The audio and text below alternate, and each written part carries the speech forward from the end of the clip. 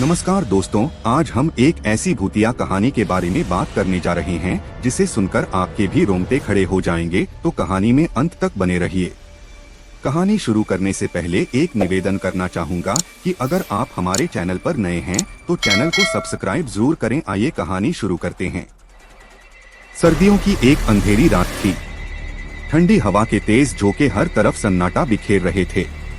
शहर के बाहरी इलाके में स्थित एक पुरानी और सुनसान हवेली के बारे में लोग कई कहानियां सुनाते थे। कहते थे वहां से चीखने की आवाजें आती हैं और रोशनी अपने आप जलती बुझती रहती है। रवि एक युवा पत्रकार अपनी नई कहानी के लिए किसी रोमांचक विषय की तलाश में था। हवेली की कहानियां सुनकर उसने तय किया कि वह इसकी सच्चाई का पता लगाएगा। उसने अपने दोस्तों को साथ चलने को कहा, लेकिन कोई भी तैयार नहीं हुआ। रवि ने अकेले ही जाने का निश्चय किया। हवेली तक पहुंचने के लिए एक सुनसान रास्ता पार करना पड़ता था। रात के 11 बज रहे थे और रवि ने अपनी बाइक हवेली के बाहर रोकी। बड़ा सा लोहे का गेट जंग लगा हुआ था और आधा टूटा हुआ था। उसने अपनी टॉर्च जलाकर चारों ओर देखा। पेड़ों की टहनियां हवेली की दीवारों से रगड़ खा रही थीं, जिससे अजीब अजीब आवाजें आ रही थीं। हिम्मत जुटाकर रवि गेट के अंदर दाखिल हुआ। हवेली की दीवारें उखड़ी हुई थीं और खिड़कियां टूटी हुई, लेकिन सबसे ज्यादा डरावना था वह सन्नाटा, जिसमें सिर्फ उसकी अपनी सांसों की आवाज गूंज रही थी। रवि ने धीरे धीरे लकड़ी के बड़े दरवाजे को धक्का दिया। दरवाजा चिरचिराते हुए खुला। अंदर हर तरफ अंधेरा था। उसने अपनी टॉर्च जलाकर फर्श पर पड़े धूल और मकड़ी के जालों को देखा। हवेली के अंदर एक अजीब सी बदबू थी। जैसे ही रवि अंदर बढ़ा, उसे लगा कि कोई उसे देख रहा है। उसने मुड़कर देखा, पर वहां कोई नहीं था। यह सब मन का भ्रम है, उसने खुद को समझाया। वह सीधे सीढ़ियों की ओर बढ़ा, जो ऊपर के कमरों की ओर जाती थीं। सीढ़ियां चढ़ते वक्त उसे हल्के कदमों की आहट सुनाई दी। उसने रुककर चारों ओर देखा, लेकिन कुछ नजर नहीं आया।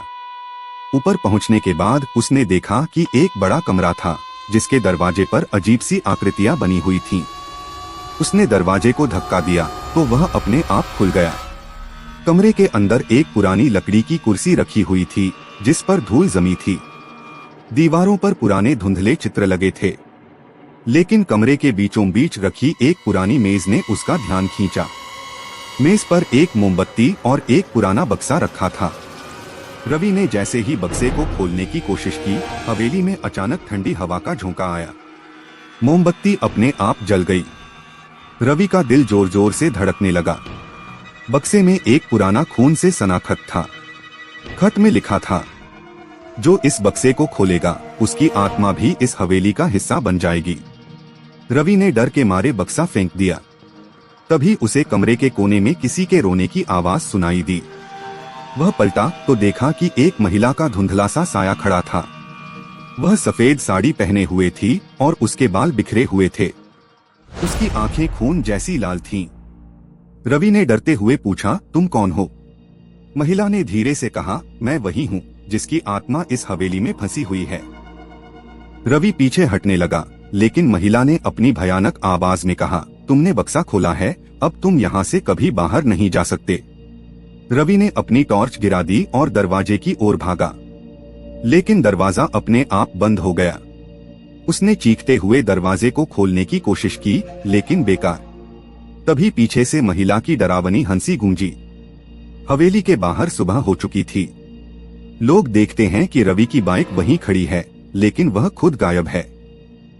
उस दिन के बाद से रवि का कोई पता नहीं चला। कुछ लोग कहते हैं कि उसने हवेली में उस रात अपनी जान गंवा दी और उसकी आत्मा अब भी वहां भटक रही है। हवेली आज भी वैसे ही खड़ी है, सुनसान और रहस्यमयी। जो भी वहां गया कभी वापस नहीं लौटा। और कहते हैं हर अंधेरी रात वहां से चीखों की आवाजें अब भी सुनाई देती हैं।